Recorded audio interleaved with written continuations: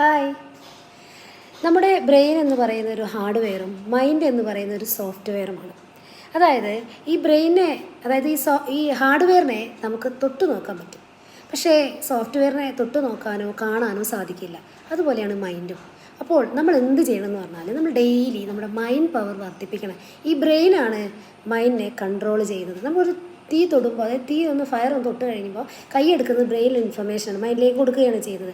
അതുകൊണ്ട് mind power നമ്മൾ വർദ്ധിപ്പിക്കുക. രാവിലെ എഴുന്നേറ്റ ഉടനെ ശുഭകരമായ, അതായത് ഗുഡ് ചിന്തകൾ കൊണ്ട് മനസ്സിനെ നിറയ്ക്കുക. ഇങ്ങനെ ഡെയിലി ചെയ്യുമ്പോൾ നമ്മുടെ ബ്രെയിനിനകത്ത് ഒരു പുതിയൊരു ന്യൂറൽ പാത്വേ ഫോം ചെയ്യുന്നതിന് ഫലമായി ഒരു റെക്ടിക്കുലർ ആക്ടിവിറ്റി സിസ്റ്റം ഉണ്ടാവുകയും ചെയ്യുന്നു.